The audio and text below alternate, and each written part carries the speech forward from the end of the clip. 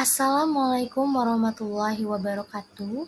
Perkenalkan, kami dari kelompok 2 mata kuliah Kimia Organik Fisik, Departemen Kimia FMIPA IPB University akan mempresentasikan materi Combining Addition and Elimination Reaction yang bersumber dari buku Modern Physical Organic Chemistry oleh Eric V. Enslin dan Dennis A. Doherty. Berikut merupakan anggota dari kelompok 2, di antaranya Natasha Arsiputri, Halisah Najla Oktavelia, Nabila Hana Astari, Deria, Guntur Pangestu Mahendra, Hari Setiawan, dan Revi Rahmawati. Selanjutnya, materi akan dipaparkan bergiliran. Baik, selanjutnya kita masuk ke pembahasan yang pertama mengenai reaksi adisi nukleofil nitrogen pada struktur karbonil yang diikuti dengan reaksi eliminasi. Reaksi adisi yang diikuti dengan reaksi eliminasi pada pusat karbonil merupakan proses yang signifikan dalam kimia organik yang melibatkan serangan nukleofilik pada karbon karbonil. Pada dasarnya, reaksi ini terdiri dari dua tahapan utama. Yang pertama adalah adisi dan yang kedua adalah eliminasi. Untuk yang pertama, pada tahapan adisi, terjadi serangan nukleofilik pada pusat karbonil membentuk ikatan baru dengan atom nukleofil. Kemudian, pada tahap selanjutnya, yang disebut dengan eliminasi melibatkan pelepasan molekul kecil untuk memulihkan ikatan rangkap. Salah satu bentuk umum dari reaksi adisi eliminasi adalah kondensasi, yang mana kondensasi ini merupakan reaksi yang terjadi ketika dua molekul besar bergabung untuk membentuk molekul yang lebih kompleks. Dan seiring dengan itu, molekul kecil seperti air atau alkohol dilepaskan. Proses ini dapat dianggap sebagai suatu bentuk substitusi, yang mana dua molekul bergabung dan satu molekul kecil keluar, menghasilkan senyawa yang lebih besar. Reaksi adisi, eliminasi, dan kondensasi memiliki berbagai aplikasi dalam sintesis senyawa organik kompleks, termasuk dalam industri farmasi dan kimia. Mekanisme ini memungkinkan pembentukan ikatan yang bervariasi dan penggabungan struktur molekuler yang berbeda, sehingga dapat dimanfaatkan dalam aplikasi yang lebih luas. Nah, baik, kemudian selanjutnya, salah satu dari reaksi kondensasi yang kompleks adalah pembentukan imina atau enamina dari karbonil dan amina, seperti yang bisa dilihat di slide pada persamaan 10.105 dan 10.106. Dalam kedua kasus tersebut, terlihat bahwa oksigen digantikan oleh nitrogen dengan hilangnya air. Nah, dalam persamaan 10.105 terlihat reaksi antara amina primer dengan keton misalnya menghasilkan senyawa yang dikenal dengan bahasa SIP atau amina. Amina primer yang mengandung gugus NH2 menjadi komponen kunci dalam reaksi ini. Sementara itu keton atau juga bisa aldehid atau senyawa yang pokoknya yang mengandung gugus karbonil C ikatan rangkap dengan O berperan sebagai reaktan partner dari amina primer. Nah, proses ini menghasilkan ikatan imina yang terjadi ketika gugus amina primer bereaksi dengan gugus karbonil membentuk ikatan rangkap ganda antara karbon dan nitrogen.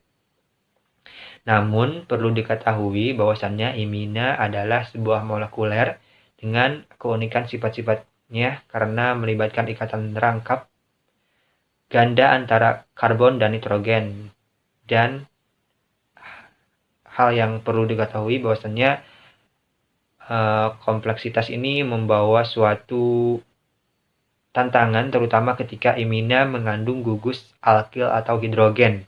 Dalam situasi ini, imina sering dianggap tidak stabil ketika diisolasi dari media berair. Ketidakstabilan ini dipicu oleh kecenderungan imina untuk mengalami hidrolisis, suatu proses yang mana struktur ikatan antara gugus karbonil dan nitrogen terputus oleh aksi molekul air. Hidrolisis ini terjadi dengan cepat, mengembalikan senyawa imina bentuk asalnya, yaitu aldehida ataupun keton.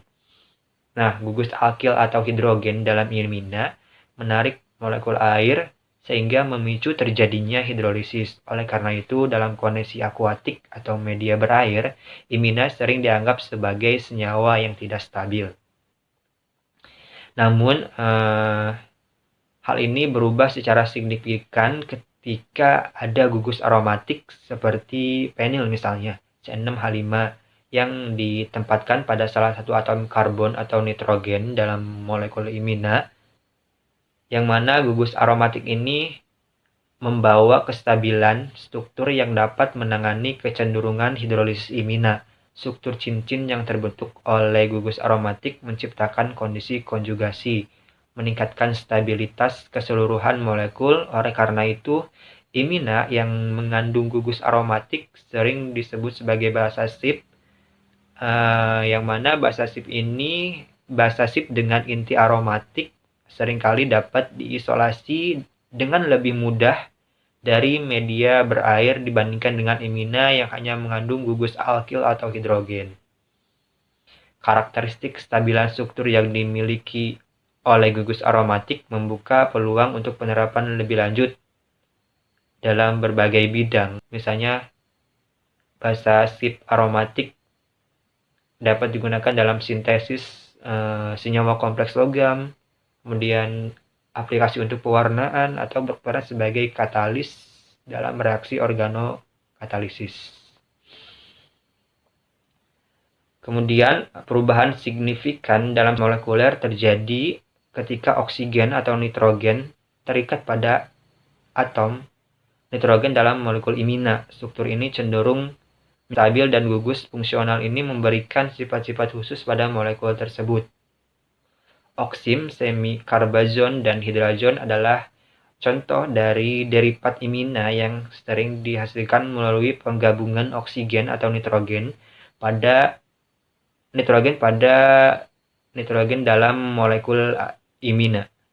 Nah, dari derivatisasi ini menciptakan keragaman dalam sifat kimia dan fisika molekul. Kemudian yang selanjutnya kita masuk ke pembahasan mengenai elektron pusing pada enamina.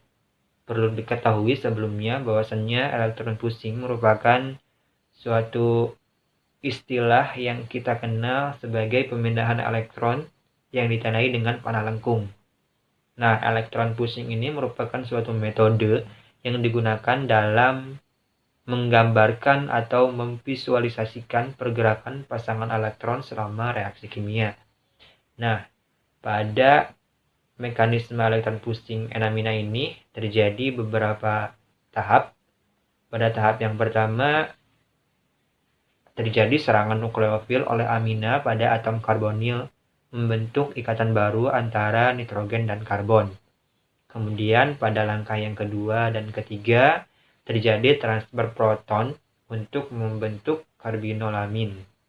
Kemudian pada langkah yang keempat terjadi eliminasi 1,2, yang mana air disingkirkan dari karbinolamin menghasilkan hidroksida ditambah dengan ion iminium.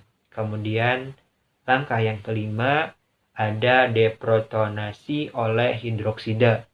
Hidroksida dalam hal ini bereaksi dengan ion iminium, melakukan deprotonasi pada alfa hidrogen, dan itulah langkah-langkah terkait dengan mekanisme elektron pusing pada enamina.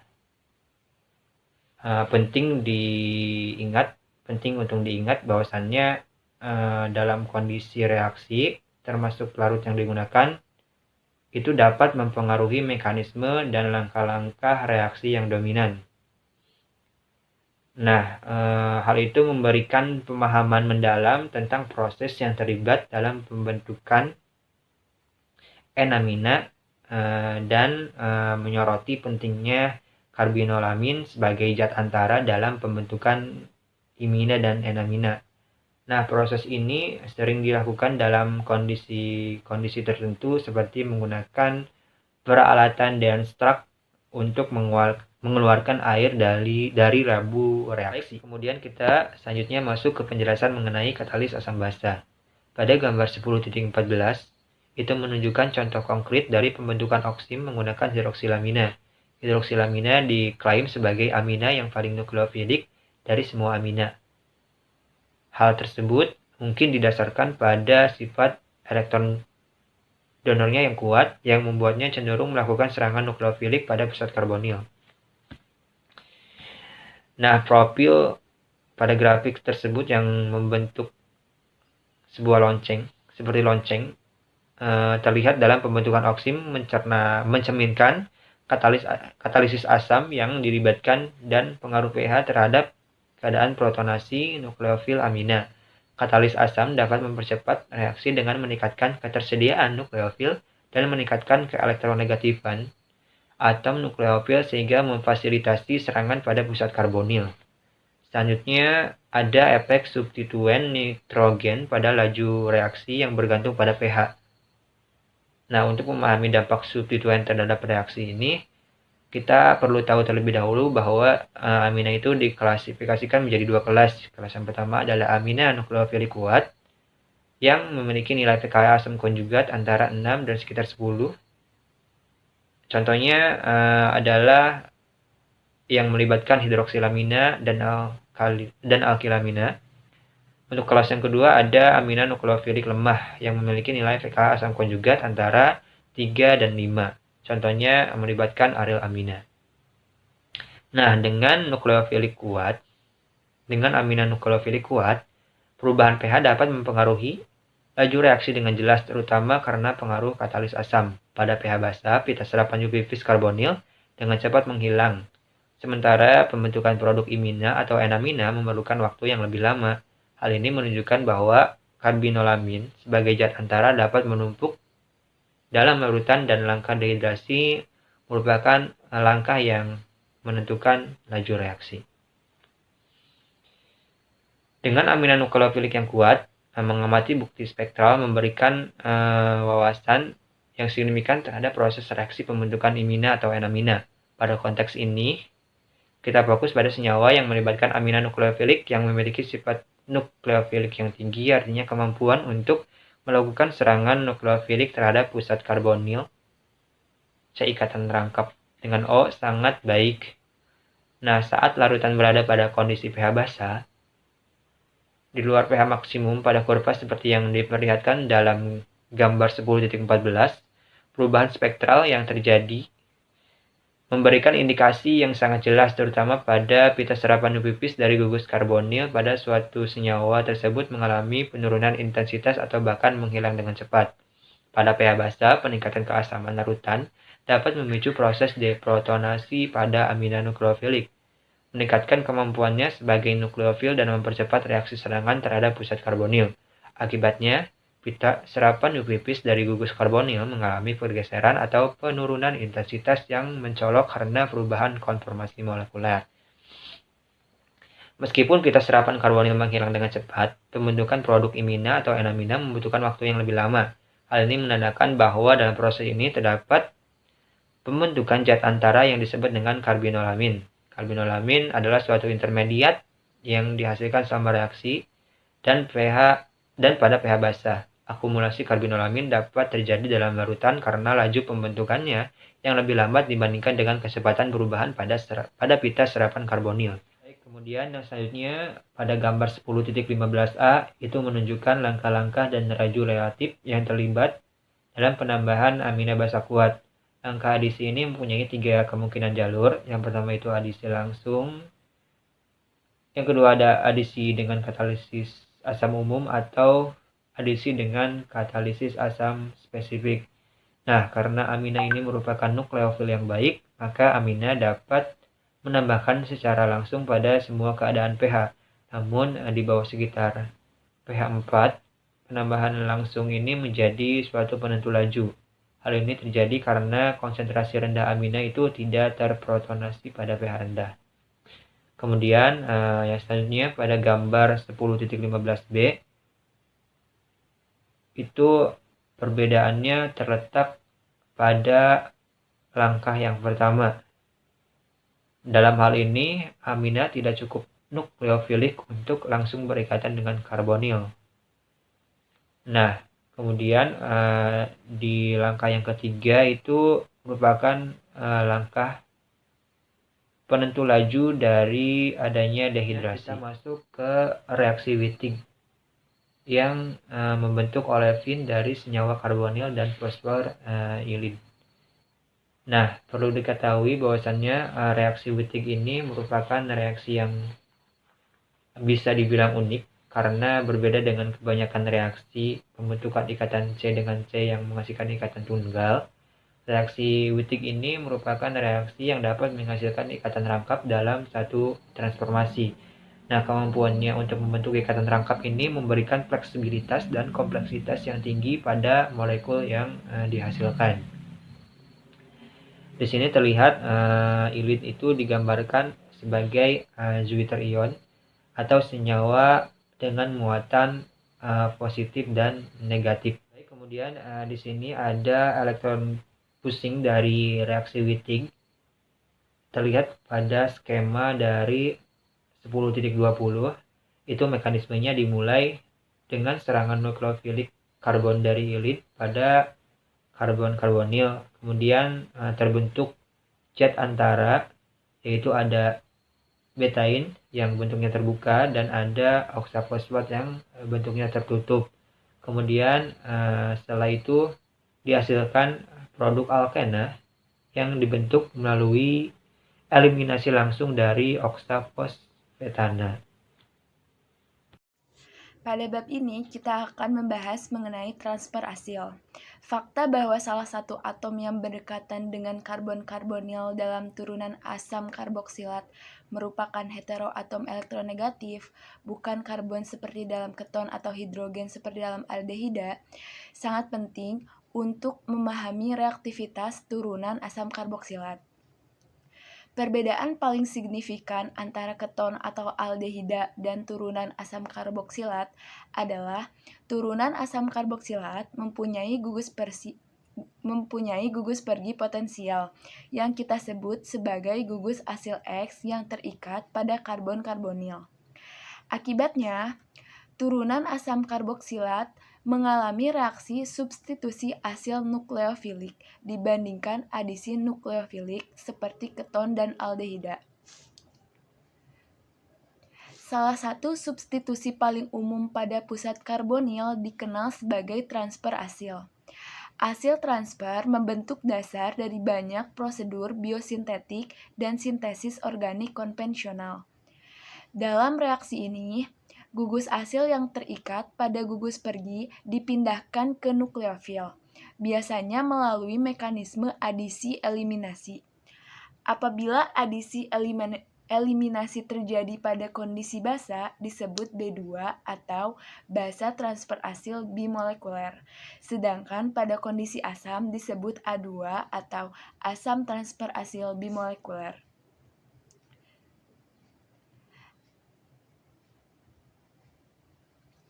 Asilasi adalah reaksi kimia yang melibatkan perpindahan gugus asil dari satu molekul ke molekul lainnya.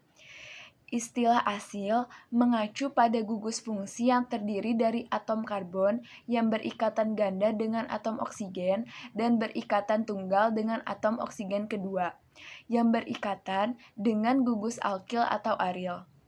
Reaksi transfer asil adalah sejenis reaksi substitusi asil nukleofilik, di mana nukleofil menyerang karbon-karbonil dari gugus asil, menghasilkan zat antara tetrahedral.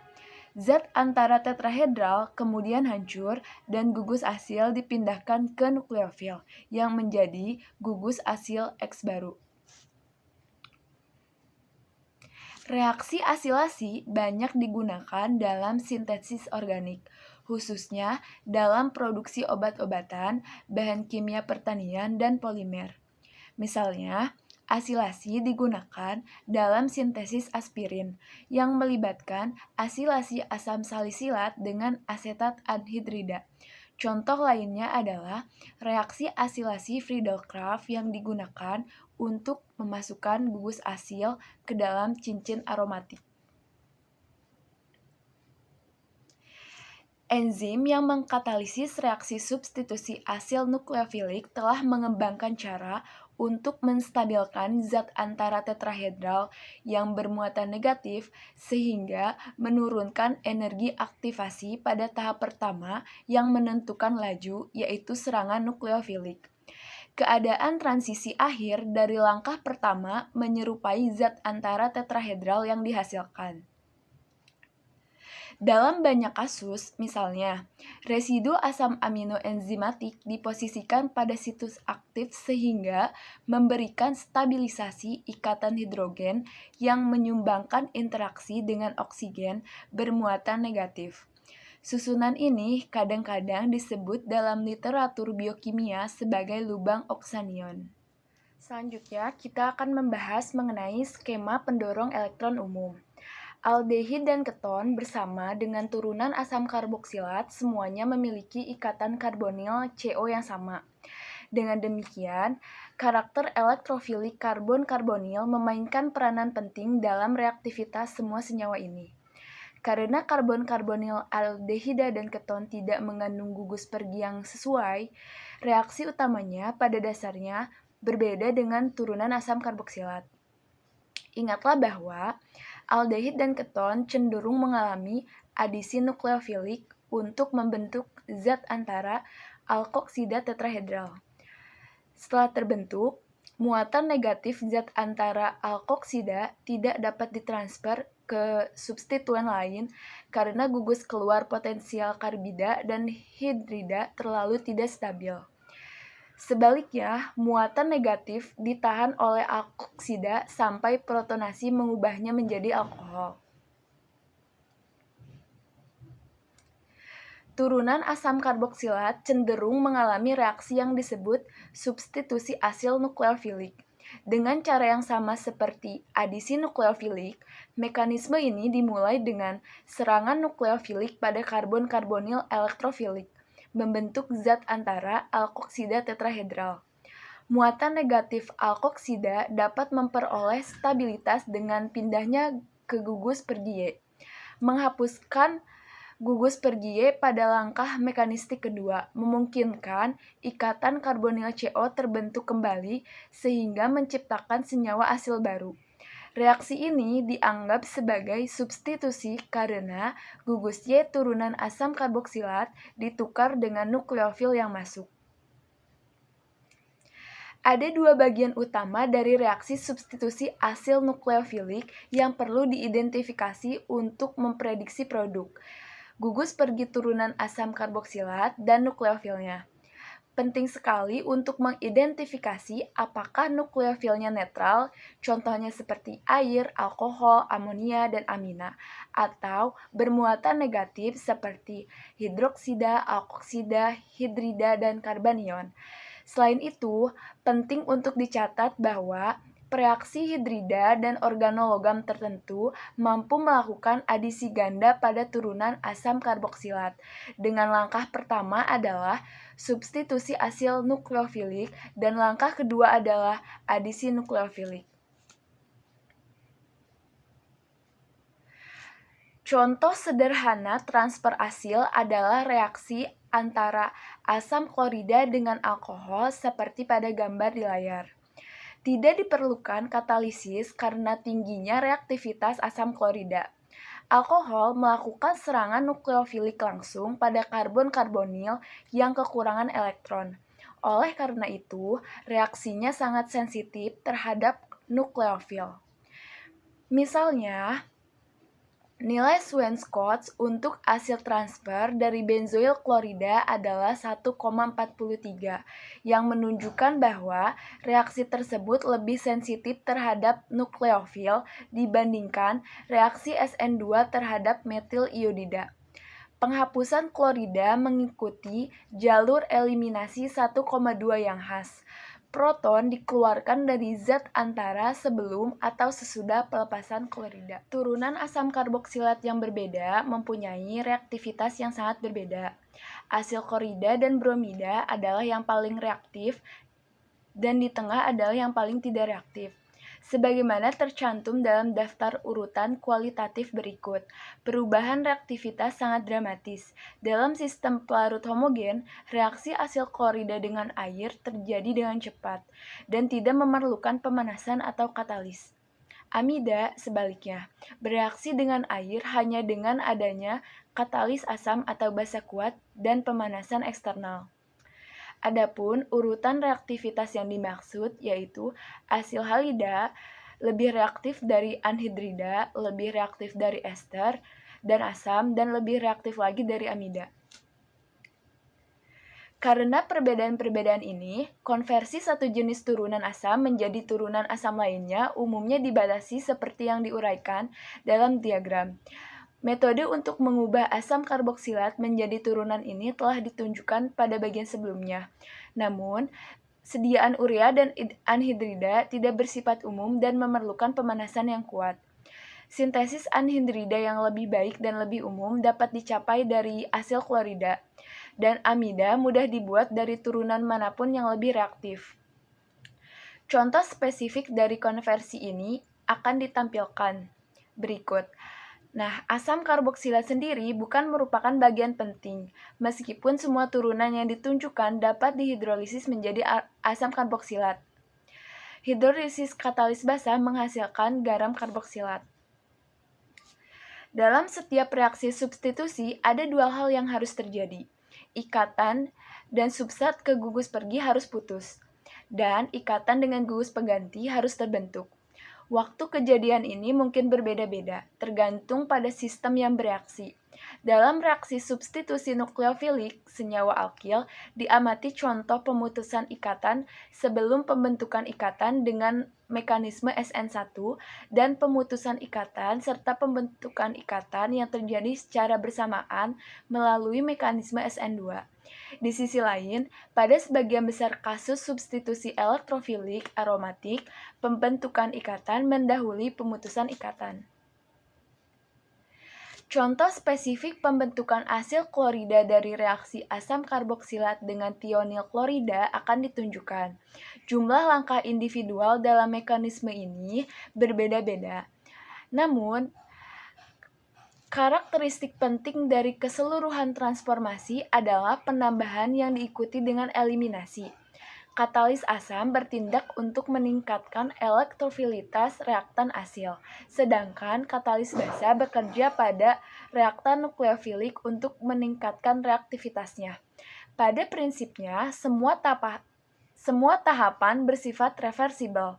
Namun dalam praktiknya, banyak reaksi semacam ini yang bersifat irreversibel kecuali terjadi perubahan pada reaktan dan kondisinya. Pembentukan ester dari asam karboksilat dan alkohol yang dikatalisis oleh asam dijelaskan sebelumnya adalah contoh yang baik dari reaksi asilasi reversibel. Produknya ditentukan oleh penambahan atau penghilangan air dari sistem.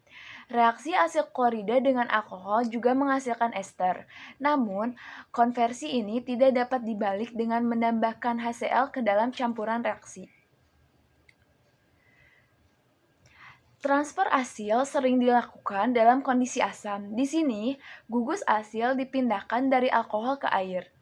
Keuntungan menggunakan katalis asam adalah ester akan diaktifkan terhadap serangan nukleofilik. Langkah pertama, protonasi karbonil ester oleh hidronium menghasilkan karbonil yang sangat elektrofilik. Langkah kedua, penambahan air menyebabkan pemutusan ikatan karbonil.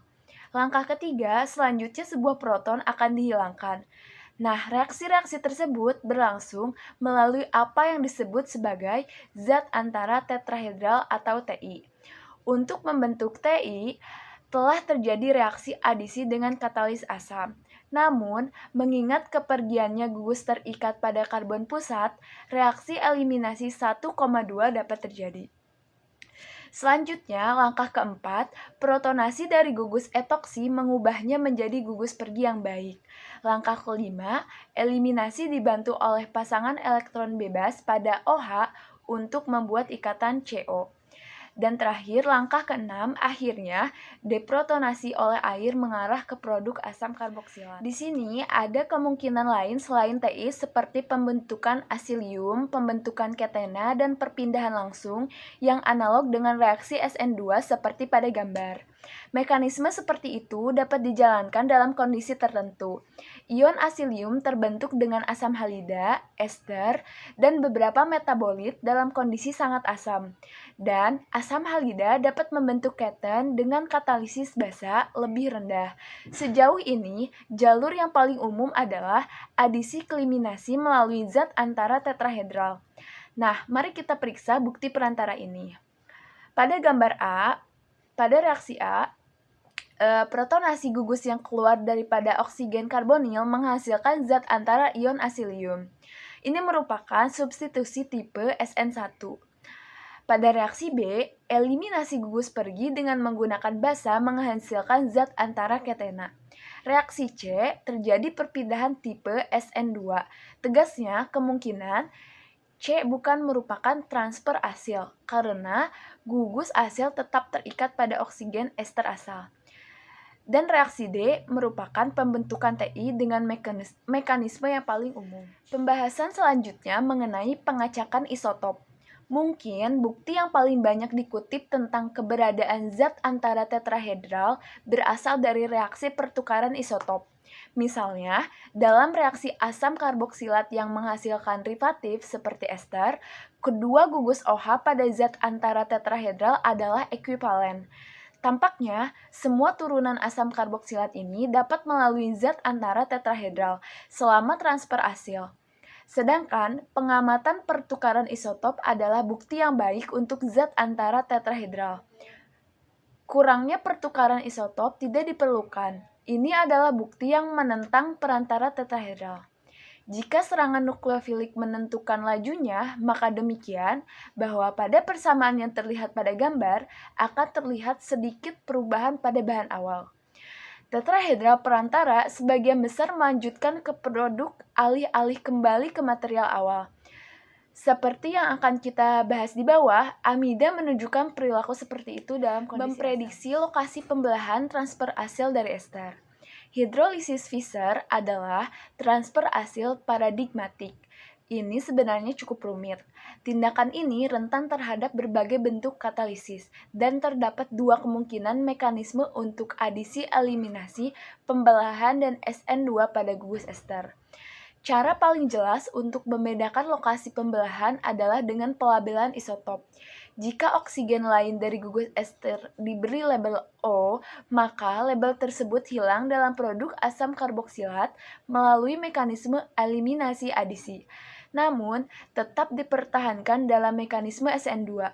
Diketahui bahwa mekanisme adisi eliminasi adalah sejauh ini merupakan mekanisme yang paling umum. Dan mekanisme SN2 hanya berlaku untuk gugus ester kecil yang mudah mengalami serangan nukleofilik seperti metil dan benzil. Biasanya diperlukan juga nukleofilik yang sangat kuat seperti RS- atau RSE-. Jalur SN2 juga dapat dipilih jika gugus asil R berukuran besar secara sterik. Metode analisis lainnya adalah dengan memeriksa pusat stereogenik pada gugus ester. Reaksi adisi eliminasi menyebabkan retensi stereokimia gugus ester R-aksen, sementara serangan SN2 membalikan stereokimia gugus ester R-aksen. Assalamualaikum warahmatullahi wabarakatuh. Perkenalkan, nama saya Guntur. Di sini saya akan melanjutkan pembahasan yang telah disampaikan teman-teman saya sebelumnya.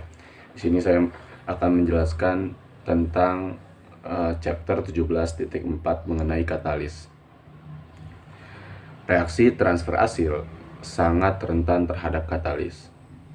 Katalis yang dimaksud di sini adalah katalis asam, katalis basa, dan katalis nukleofilik. Nah, pada subbab kali ini saya akan menjelaskan mengenai ketiga jenis katalis tersebut, apa kelebihan dan kekurangan, dan serta perbedaan-perbedaan lainnya dari katalis tersebut. Pertama, kita akan masuk ke dalam jenis katalis nukleofilik.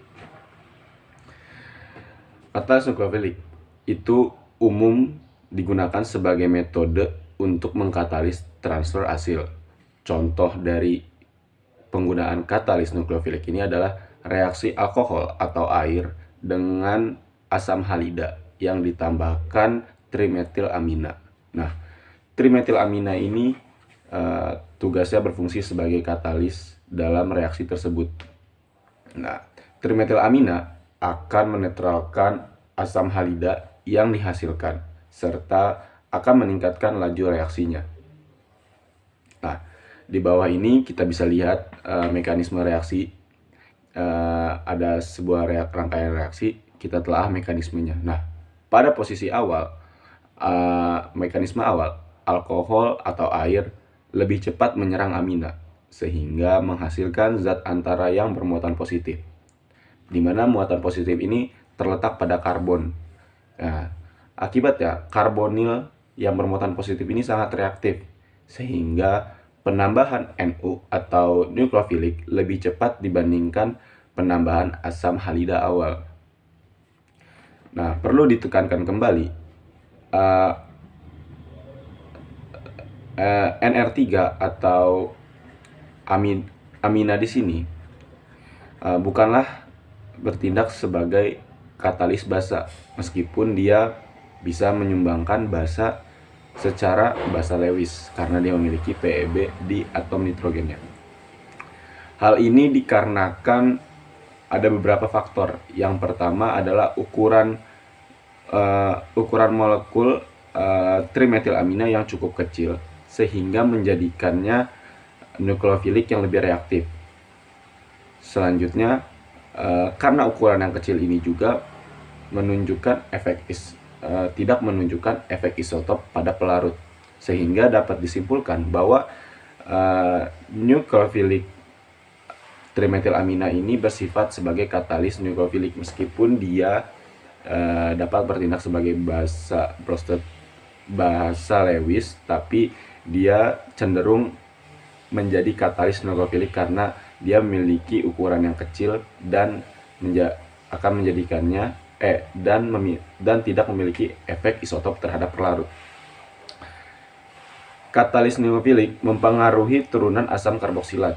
Nah, jadi beberapa turunan asam karboksilat seperti ester, seperti amida ini sangat dipengaruhi oleh katalis nukleofilik. Karena apa? Karena struktur-struktur dari turunan asam karboksilat ini tidak atau kurang akan sifat elektrofiliknya, maka diperlukan katalis yang memiliki sifat nukleofilik yang sangat kuat. Selanjutnya kita akan membahas reaksi hidrolisis amida pada kondisi basa. Perlu ditekankan kembali, reaksi ini berjalan dalam keadaan basa, bukan menggunakan katalis basa. Artinya basa di sini digunakan sebagai reagen atau pereaksi dan tidak digunakan sebagai katalis. Hal ini dapat dibuktikan pada hasil akhirnya tidak terbentuk basa. Serangan nukleofilik mari kita telaah mekanismenya. Yang pertama itu ada serangan nukleofilik oleh hidroksida. Nah, di sini bahasanya digambarkan sebagai OH- atau hidroksida, yang mana dia akan menyerang gugus amida sehingga menghasilkan zat antara tetrahedral yang mampu mengeluarkan gugus pergi anion tengah. Nah, akibatnya struktur tetrahedral ini mengakibatkan struktur yang sangat reaktif sehingga dia dapat mengeluarkan gugus pergi anion tengah. Yang selanjutnya akan mengikat proton di asam karboksilat yang tersulfonasi dengan cepat.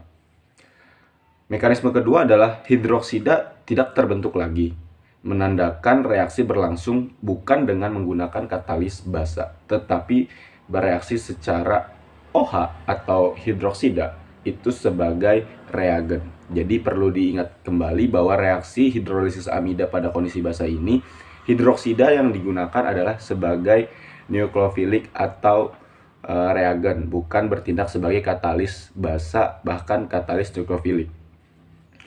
Selanjutnya, anion amida merupakan gugus pergi yang buruk, sehingga K2 menjadi penentu laju. Nah, bisa kita lihat bahwa di mekanisme reaksi ini ada tulisan slow atau lambat di perubahan yang kedua atau K2. Nah, itu dikarenakan amida di sini merupakan gugus pergi yang buruk, sehingga reaksinya akan berjalan sangat lambat sehingga dapat digunakan sebagai penentu laju.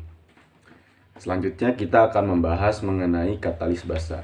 Nah, dari namanya sudah terlihat dan terdengar jelas bahwa ini katalis berupa basa. Nah, contoh dari penggunaan katalis basa ini ada di hidrolisis ester. Nah, untuk mekanisme reaksinya ada di bawah. Jadi, basa sebagai katalis sangat efektif dalam hidrolisis ester. Mekanismenya mirip seperti hidrolisis amida, tetapi sekarang atau di ester memiliki gugus-gugus pergi dan datang yang sama baiknya. Jadi gugus pergi dan gugus datang akan mengalami kesetimbangan sehingga lajunya dapat diaproksimasi atau mendekati serupa. Nah, ketetapan laju atau seberapa cepat laju dari hidrolisis ini bergantung pada ukuran R atau ukuran rantai samping dari ester tersebut. Nah, gugus hidroksi dan gugus alkoksi akan lepas dengan laju yang serupa. Nah, itu yang menyebabkan gugus ini mengalami kesetimbangan. Nah, selanjutnya, sementara gugus fenoksida lepas dengan laju yang lebih tinggi karena alasan gugus pergi. Nah, jadi ketika ketiga gugus ini dibandingkan, ada gugus hidroksi, gugus alkoksi, dan gugus fenoksi. Gugus hidroksi dan gugus alkoksi memiliki sifat atau kecenderungan untuk sebagai gugus pergi yang memiliki kekuatan yang sama. Tetapi di sini juga memiliki gugus fenoksida, di mana gugus fenoksida ini merupakan gugus pergi yang lebih baik dibandingkan kedua gugus tadi. Sehingga ketika gugus fenoksida ini lepas dari rantai utama, maka laju perginya akan lebih cepat. Selanjutnya kita akan membahas tentang katalis asam. Ya, seperti katalis basa, katalis asam merupakan katalis berupa asam. Nah, katalis ini cukup selektif terhadap hidrolisis amida dan juga dan juga efektif terhadap hidrolisis ester. Sebelum kita lanjut ke amida, kita akan membahas tentang hidrolisis ester menggunakan katalis asam. Nah, D. Enslin menyatakan bahwa katalis asam itu efektif dalam menghidrolisis ester. Hal ini dikarenakan oksigen dapat bertukar dengan air serta mendukung adanya eliminasi penambahan atau adisi eliminasi. Selanjutnya kita akan menelaah hidrolisis amida menggunakan katalis asam. Hidrolisis ini dapat terjadi karena amida tidak reaktif terhadap serangan nukleofilik. Katalis asam spesifik sering diamati. Protonasi karbonil pada amida diperlukan untuk mengaktifkan sehingga serangan nukleofilik dapat terjadi. Nah, tadi alasannya amida ini merupakan senyawa yang tidak reaktif terhadap nukleofilik, sehingga kita perlu pemicu yang membuat senyawa ini akan aktif terhadap nukleofilik, sehingga diperlukanlah yang namanya asam untuk mengikat atau terikat pada gugus oksigen yang ada di karbonil, sehingga dari reaksi dengan katalis ini akan mengakibatkan senyawa amida menjadi lebih reaktif terhadap serangan nukleofilik. Dengan kondisi asam 80%, karbonil dapat terprotonasi dan mendukung mekanisme adisi eliminasi serta menghasilkan zat tetrahedral, zat di antara tetrahedral, di mana kita ketahui zat di antara tetrahedral ini merupakan zat yang sangat reaktif sehingga dia dapat dengan cepat berubah atau melepaskan gugus-gugus yang ingin dilepaskannya. Nah, tadi juga saya menjelaskan tentang asam hingga 80%. Nah, dari mekanisme, ada dua mekanisme di bawah. Yang pertama itu mekanisme dengan kondisi asam,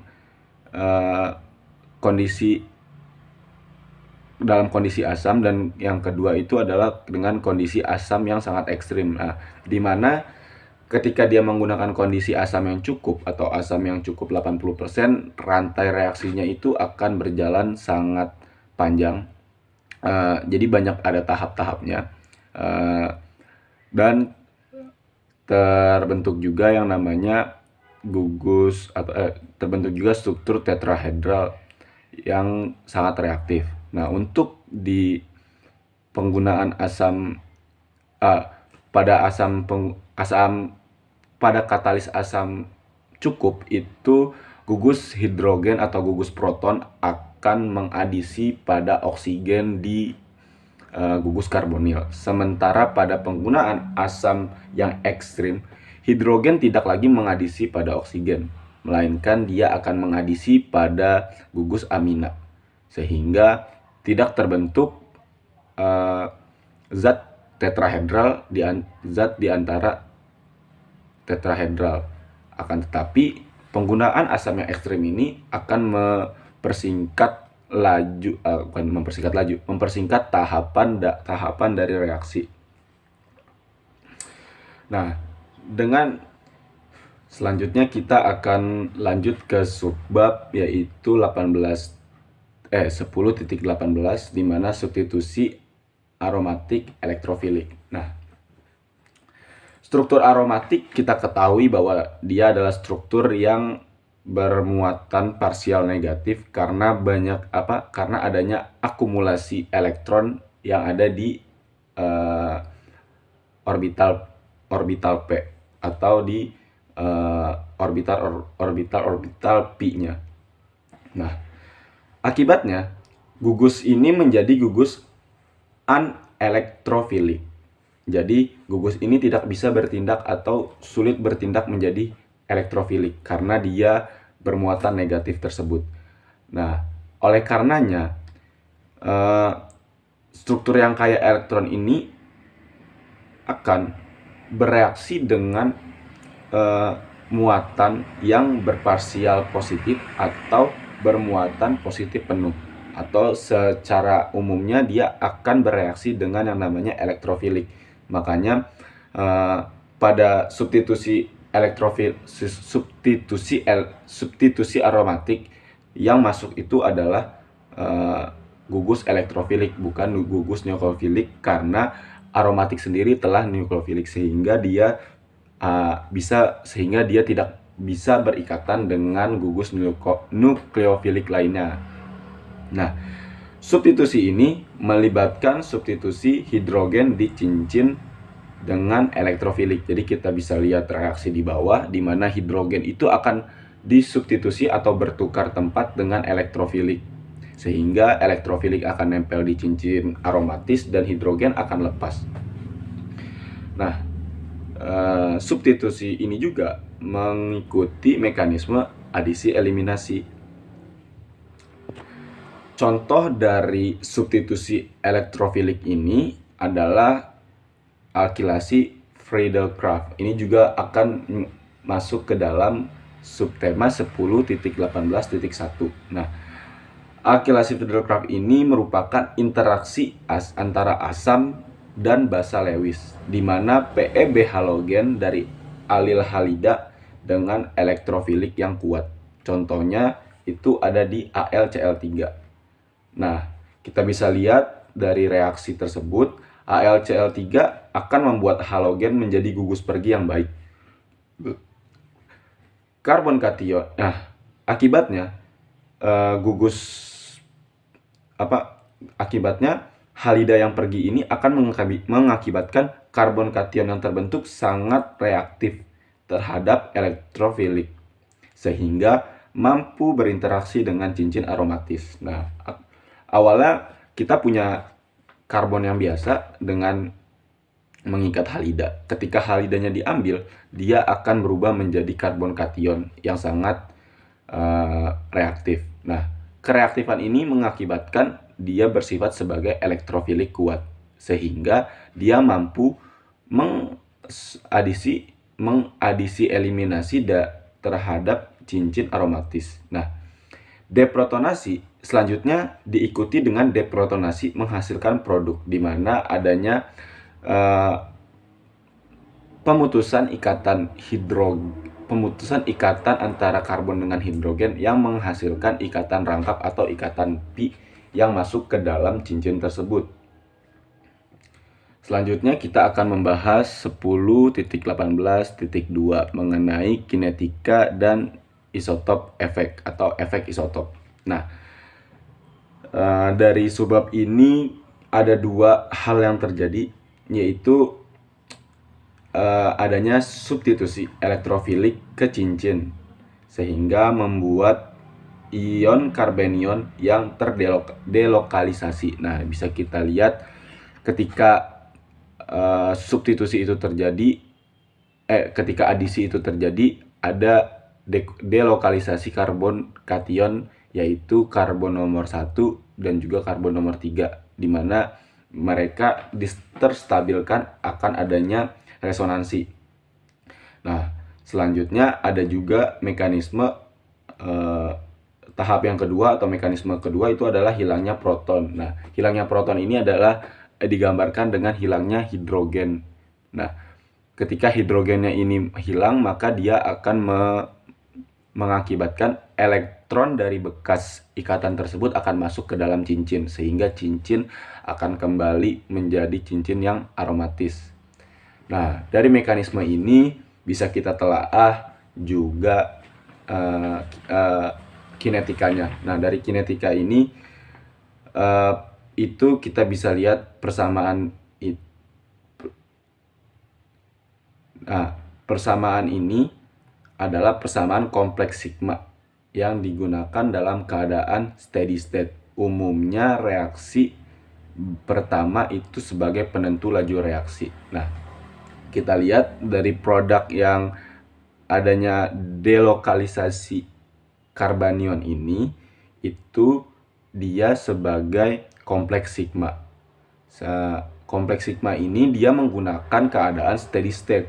Nah, dapat dilihat juga dari reaksi tertulis bahwa reaksi pertama ini merupakan reaksi penentu laju reaksi karena laju reaksinya yang berjalan sangat lambat.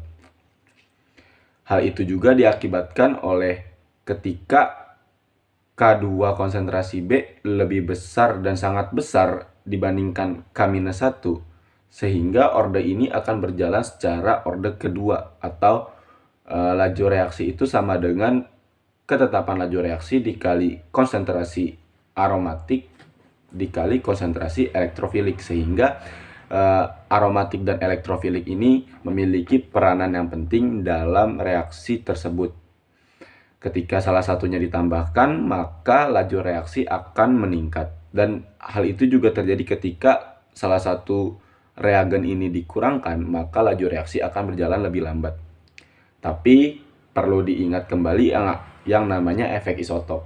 Hal ini tidak akan selalu benar karena adanya efek isotop tersebut. Karena efek isotop yang kecil pada deprotonasi dapat diamati. Hal ini disebabkan zat antara dapat kembali menjadi reagen. Jadi karena efek isotop yang kecil ini, zat di antara tersebut atau zat di antara ini kan kita melihat ada karbanion tersebut. Karbanion ini menjadi tidak stabil strukturnya, sehingga dia bisa kembali menjadi bentuk reagen karena efek isotop tersebut.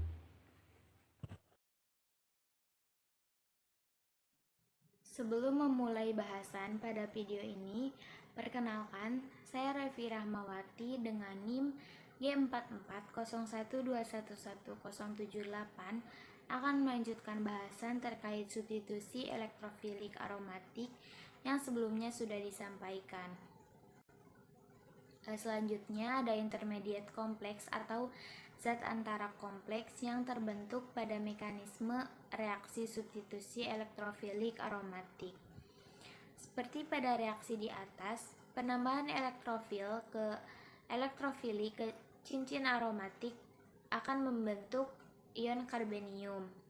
Serangan nukleofilik oleh benzena pada elektrofilik membentuk kompleks sigma yang disebut sebagai valent ion perantara atau benzenium.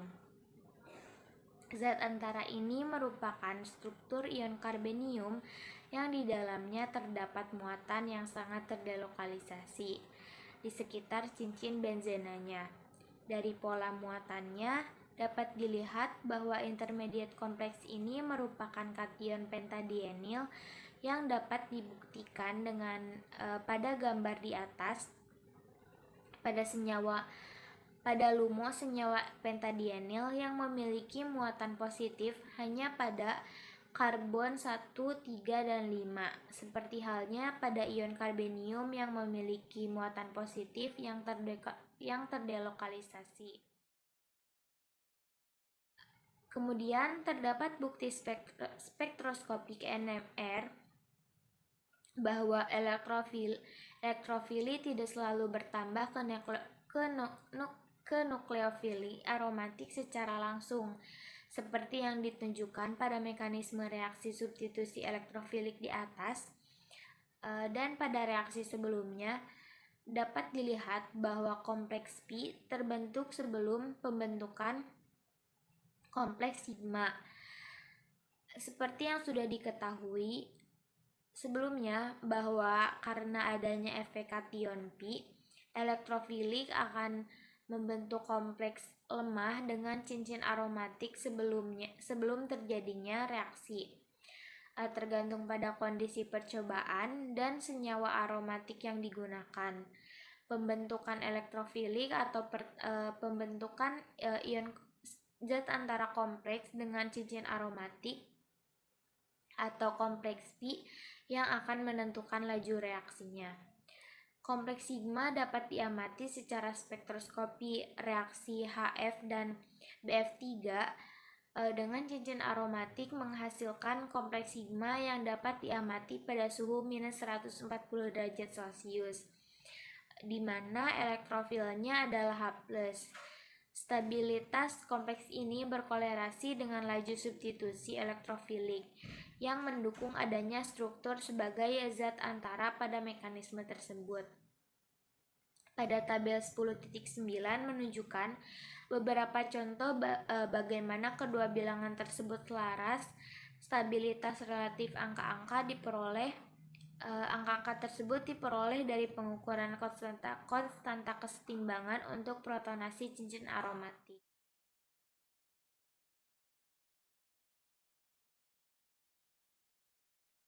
Selanjutnya, regiokimia dan laju relatif substitusi aromatik.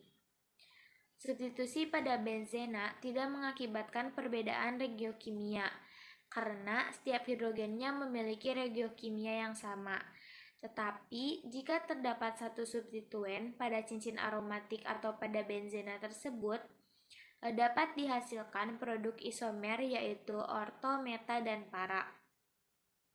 Reaktivitas berbagai gugus pada cincin aromatik tersubstitusi diukur atau dikuantifikasi menggunakan suatu persamaan yang dikenal sebagai faktor laju parsial FNR, di mana N merupakan gugus orto, meta, atau para, dan R merupakan substituen.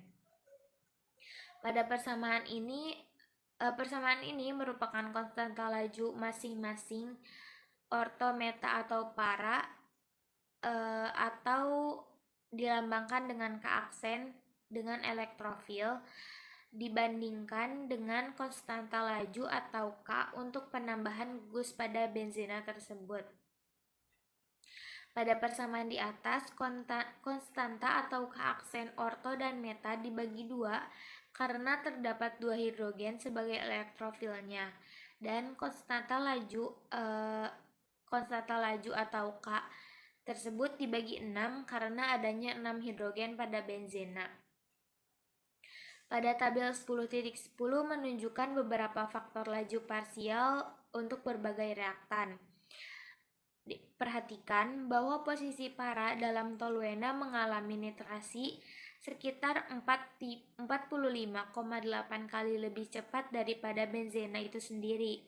Sedangkan pada posisi orto bereaksi sekitar 38,9 kali lebih cepat.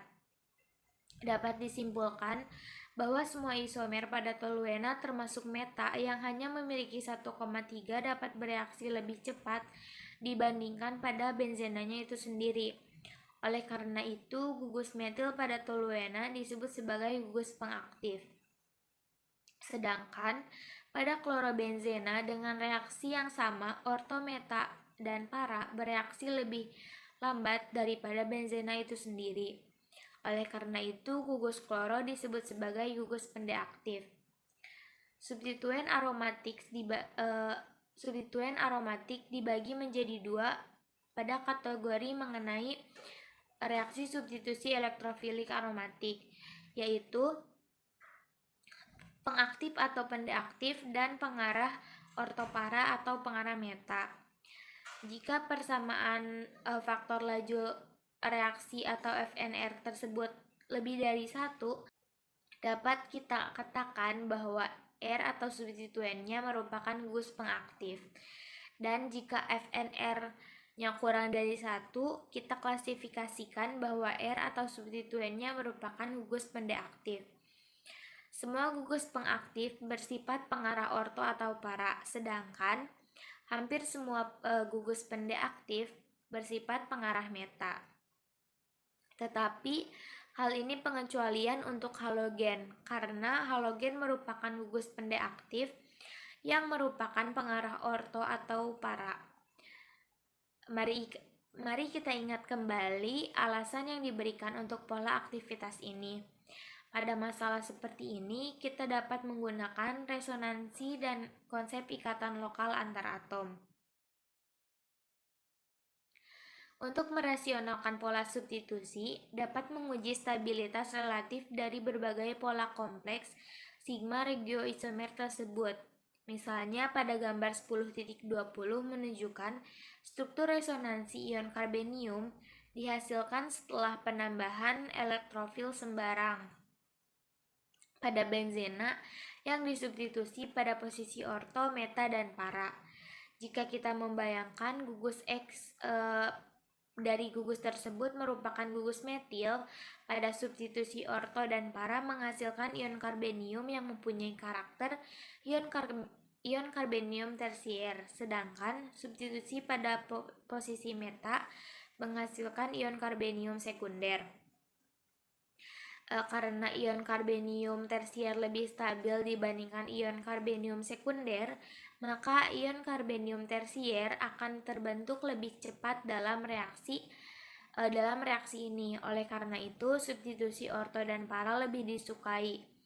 Karena gugus alkil distabilkan menjadi ion karbenium melalui hiperkonjugasi, gugus alkil tidak hanya mengarahkan regiokimia seperti yang dijelaskan sebelumnya, tetapi juga dapat meningkatkan laju reaksi relatif terhadap benzena karena pembentukan ion karbenium menentukan laju. Jadi dapat disimpulkan bahwa gugus alkil ini merupakan gugus pengaktif dan pengarah dan bersifat pengarah orto atau para. Gugus lain yang dapat menyumbangkan elektron juga disebut sebagai pengaktif. Pada heteroatom dengan pasangan elektron bebas yang menyumbangkan elektronnya ke ion karbenium melalui resonansi, contohnya seperti OR, NR2, dan SR, seperti pada gambar 10.21 di atas. Pasangan elektron bebas pada substituen yang menyerang ion karbenium dihasilkan gugus dengan posisi orto atau para. Sekarang bayangkan jika X atau gugus pada reaksi tersebut merupakan substituennya adalah Cn, suatu gugus penarik elektron. Kompleks sigma yang berasal dari adisi elektrofil orto dan para mempunyai struktur resonansi di mana muatan positif berbatasan langsung dengan gugusnya. Namun, sekarang muatan positif tersebut akan menjadi lebih tidak stabil. Faktanya, pembentukan muatan positif terlepas dari regiokimia penambahannya yang terhambat dan mengakibatkan gugus tersebut sebagai gugus pendek aktif. Namun, serangan pada posisi meta memberikan efek pendek aktif yang paling sedikit karena tidak ada struktur resonansi tempat muatan positif berada berbatasan langsung dengan gugusnya. Oleh karena itu, gugus CN ini adalah gugus pengarah meta yang pendek aktif. Pada tabel 10.11 menunjukkan laju nitrasi relatif dari beberapa turunan benzena, dan ini menunjukkan efek donor elektron sebagai pengaktif dan aseptor elektron sebagai pendek aktif dari beberapa substituen. Faktanya, sebagian besar intuisi ahli kimia mengenai gugus mana yang melakukan elektron dan menariknya juga berasal dari laju substitusi elektrofilik aromatik sebagai konstanta sigma yang terikat dengan plot Hammett.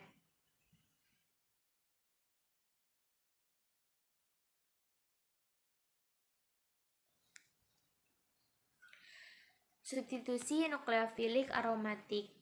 Substitusi nukleofilik aromatik atau disebut S2AR lebih jarang terjadi dibandingkan substitusi aromatik elektrofilik, dan biasanya terjadi pada cincin aromatik yang gugus perginya orto atau para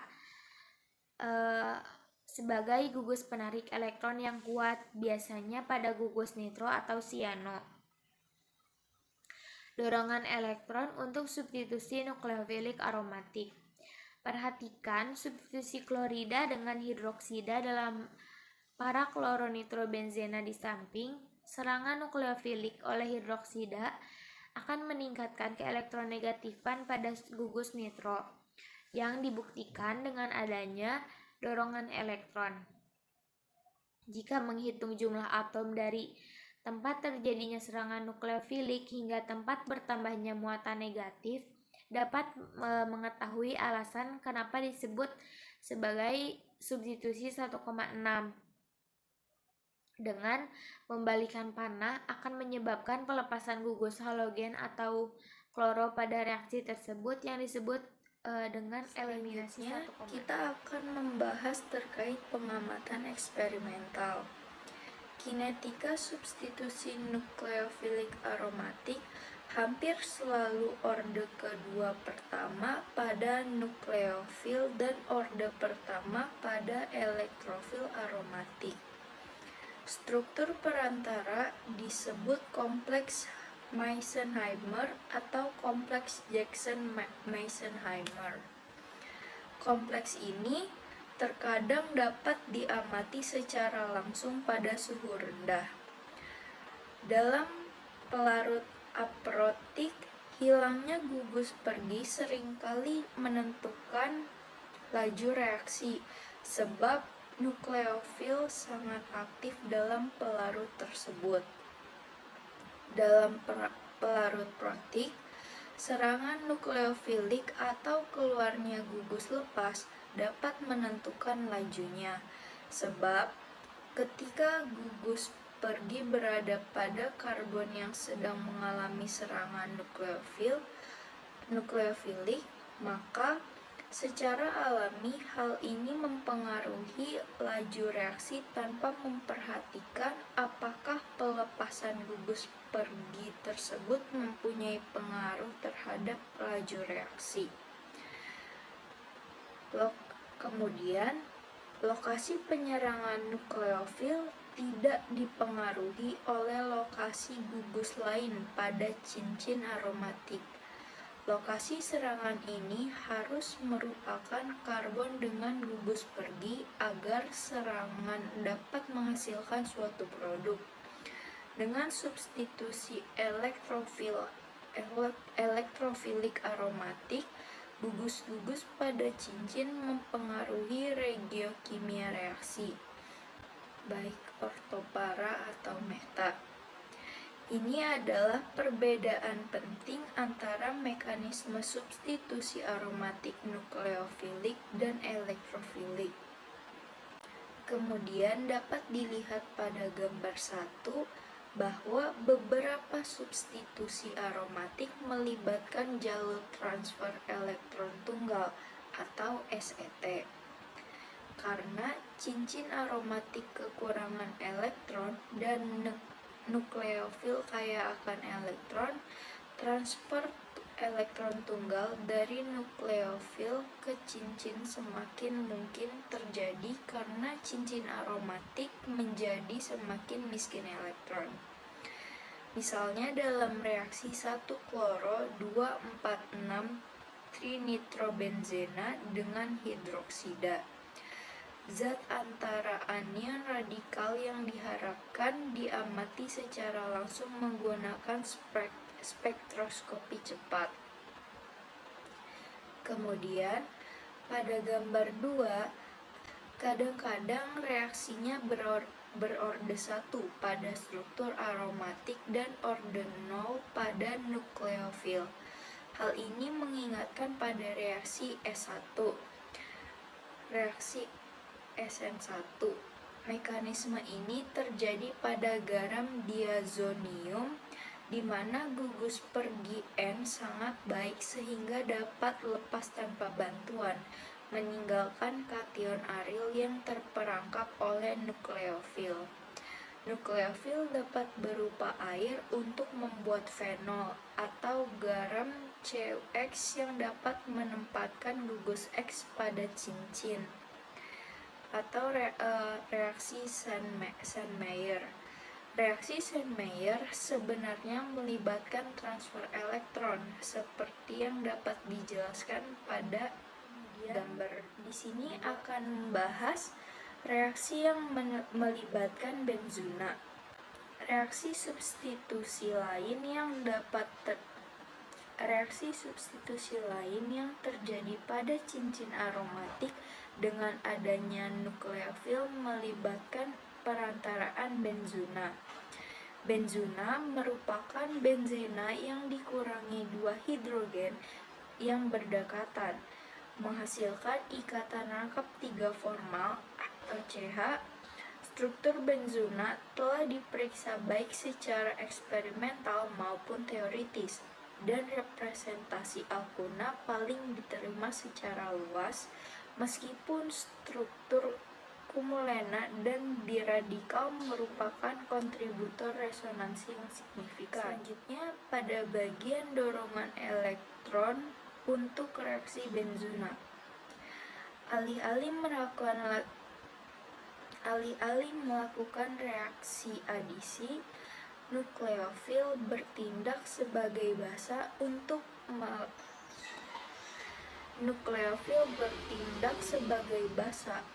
mendeprotonasi posisi yang berdekatan dengan gugus pergi, sehingga menghasilkan reaksi eliminasi yang menghasilkan benzuna. Jika leaving group bagus, eliminasi dilakukan seperti yang ditunjukkan. Benzuna sangat tegang dan cepat bereaksi sebagai elektrofil dengan menambahkan nukleofil.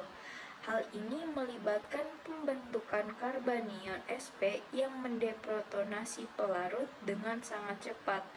Oleh karena itu, urutan reaksi yang digunakan dalam mekanisme ini ialah eliminasi adisi atau disebut EAD. Meskipun anion amida ditunjukkan sebagai basa pada gambar di bawah ini, basa oksigen seperti hidroksida dan alkoksida juga efektif. Beralih pada pengamatan eksperimental. Reaksinya berorde 1 pada cincin aromatik dan basa. Pembentukan anilina dari 2,6 deuteriobromobenzena menunjukkan efek isotop 55, mendukung penentuan laju eliminasi melalui deprotonasi.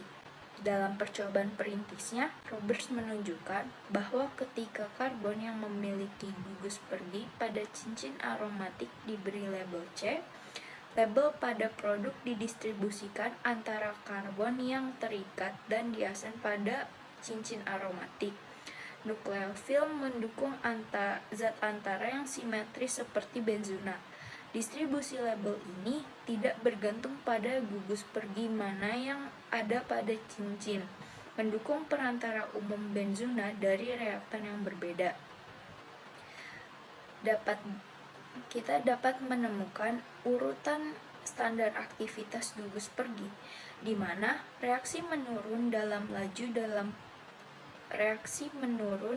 laju pada deret berikut.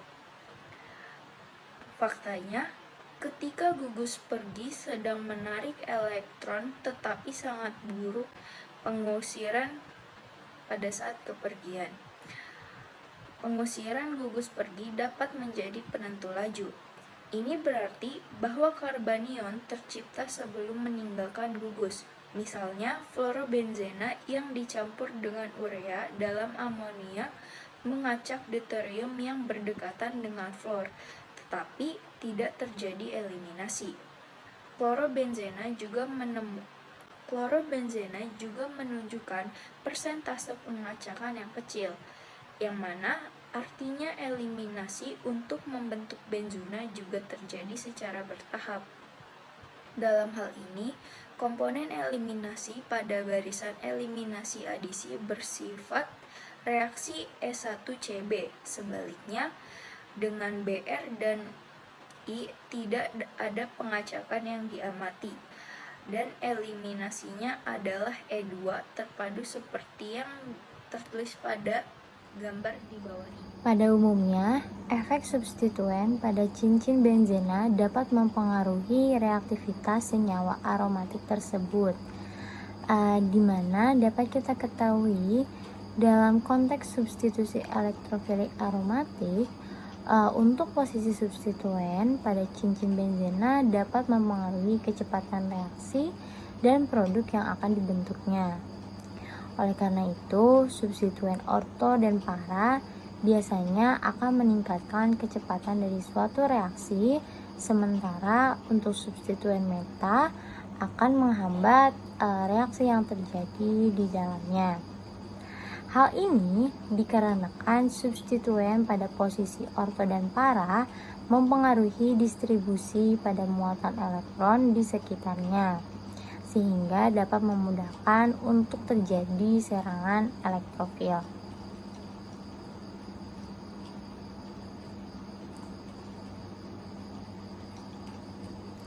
Efek substituen pada senyawa aromatik seperti benzena dapat mempengaruhi reaktivitas senyawa tersebut, sehingga seperti yang kita ketahui, kecepatan yang dipengaruhi oleh substituen pada cincin benzena akan meningkatkan selektivitas reaksi yang melibatkan senyawa tersebut. Sebagai contohnya, substituen tertentu dapat mempercepat atau memperlambat reaksi atau bahkan mengarahkan ke arah yang berbeda. Pada buku ini dan pada materi ini, Anslin beserta teman-temannya mungkin membahas efek substituen pada reaksi aromatik dalam konteks stabilan relatif, intermediate, dan transisi, serta dampaknya terhadap reaktivitas.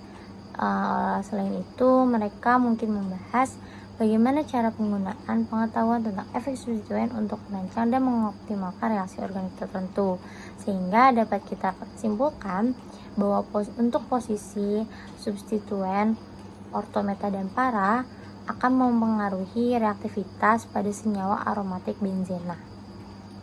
Baik, selanjutnya kita akan membahas mekanisme senyawa intermediate benzena dengan pengaruh substituen tertentu, di mana terdapat dua cara substituen yang akan mempengaruhi produk dari regiokimia agar produk tersebut menjadi produk yang dapat teridentifikasi dengan jelas.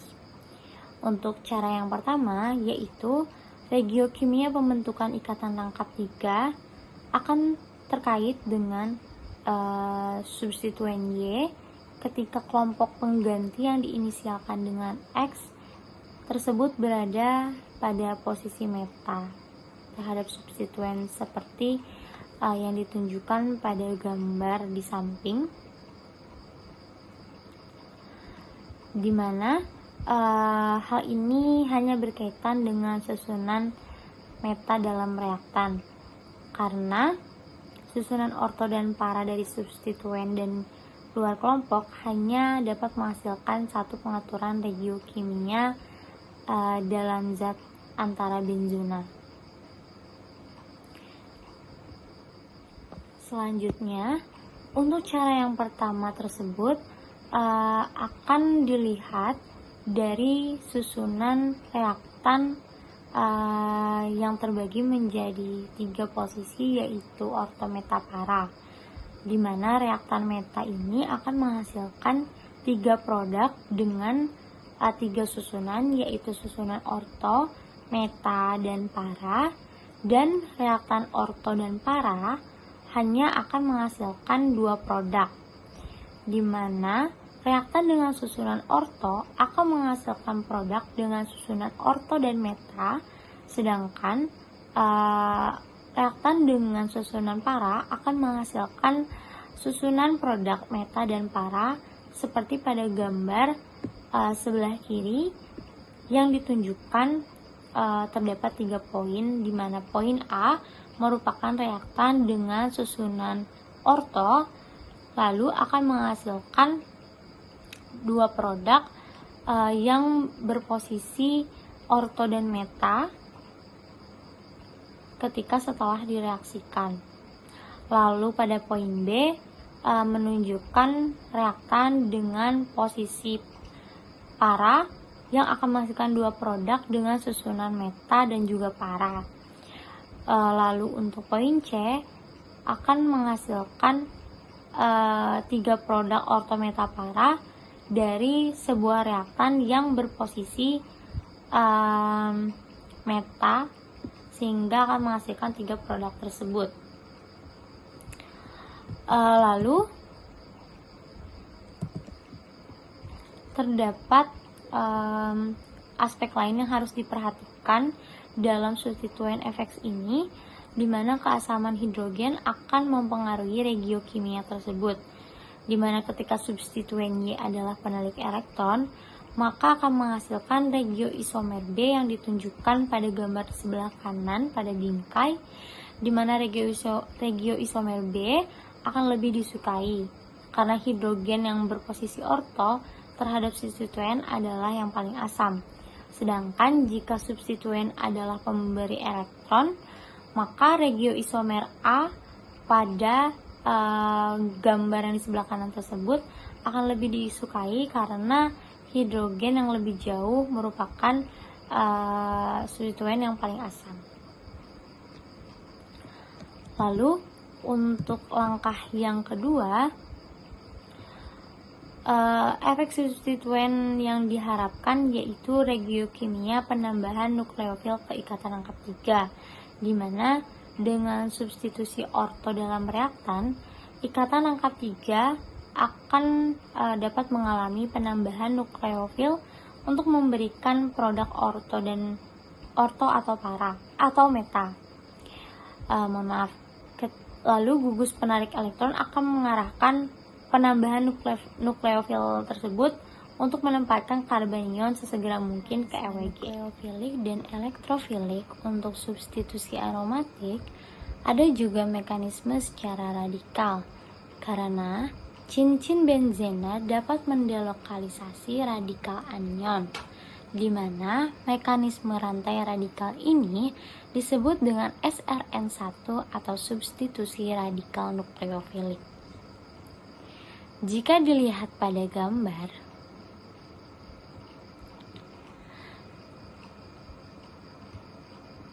cincin ring yang memiliki cabang Cl, NO2 serta C2COH3 akan bereaksi dengan cincin ring yang berikatan CH3 yang mempunyai cabang CH3 dan S negatif, akan menghasilkan senyawa baru, di mana cincin ring ini akan menghasilkan ion benzelium, di mana S- akan berikatan dengan H yang ada di reaktan. S- ini akan berikatan dengan H, sehingga bisa kita ketahui bahwa cincin ring yang mempunyai cabang S- ini merupakan nukleofili yang akan mengambil hidrogen, sehingga akan menghasilkan produk baru yang berikatan rangkap dengan S sebagai jembatan. Cl merupakan gugus pergi yang baik, sehingga elektron bebas akan menyerang dan menghasilkan ikatan rangkap. H akan menarik elektron bebas lalu akan membentuk ikatan rangkap, sehingga dihasilkan senyawa pada persamaan yang ditunjukkan pada layar. Lalu selanjutnya merupakan elektron pushing, di mana gugus akan menyumbangkan elektron ke cincin aromatik yang akan menghasilkan radikal anion dari reaktan tersebut. Ini akan mengarah juga karena kepergian heterolitik dari gugus pengganti, seperti skema yang ditunjukkan pada gambar di bawah. Reaksi radikal aril ini akan dihasilkan dengan nukleofil yang memberikan radikal anion lain, sehingga akan mentransfer elektron ke reaktan lain untuk menggandakan rantai tersebut. Reaksi-reaksi ini cukup umum dan seringkali menjelaskan produk-produk yang tidak biasa yang terjadi di dalam reaksi substitusi aromatik, sehingga untuk radikal akan beresonansi di sepanjang cincin molekul tersebut dan akan terstabilkan. Reaksi substitusi nukleofilik radikal pada cincin aromatik akan melibatkan terjadinya penggantian salah satu atom hidrogen pada cincin aromatik dengan sebuah gugus nukleofilik melalui mekanisme radikal. Untuk langkah-langkahnya dapat kita ketahui seperti inisiasi atau generasi radikal bebas, di mana inisiasi dapat dicapai melalui radiasi atau regen inisiator radikal seperti sinar ultraviolet, inisiator termal, atau peroksida organik. Lalu langkah-langkah umum yang terjadi selanjutnya yaitu propagasi, di mana radikal yang dihasilkan menyerang cincin aromatik untuk menggantikan atom hidrogen dengan gugus nukleofilik, sehingga reaksi ini kemudian menghasilkan sebuah radikal baru yang dapat terlibat dalam siklus reaksi. Lalu selanjutnya yaitu terminasi, di mana reaksi radikal akan berakhir ketika dua radikal bertemu, sehingga akan menghasilkan molekul yang tidak reaktif. Terminasi mungkin melibatkan reaksi antara dua radikal yang berbeda atau antara radikal dan molekul non-radikal. Reaksi substitusi nukleofilik radikal pada cincin aromatik dapat memberikan produk yang berbeda tergantung pada kondisi reaksi dan sifat cincin aromatik. Reaksi ini sering melibatkan pembentukan ikatan C dengan C baru pada cincin aromatik. Perlu untuk diingat bahwa kondisi reaksi, pilihan pelarut, dan juga jenis radikal yang terlibat dapat mempengaruhi selektivitas dari hasil reaksi. Selain itu, stabilitas radikal antara substituen yang dihasilkan pada cincin aromatik juga dapat memainkan peran dalam menentukan produk akhir. Hasil laporan dari beberapa eksperimen menyebutkan bahwa cincin aromatik polinuklear atau banyak cincin aromatik merupakan senyawa yang lebih rentan terhadap reaksi daripada benzena sederhana itu sendiri, karena radikal anion yang pertama kali terbentuk dari reaktan akan lebih stabil akibat delokalisasi yang meningkat. Banyak sekali kelompok pengganti yang berpartisipasi dalam reaksi substitusi radikal nukleofilik 1 ini.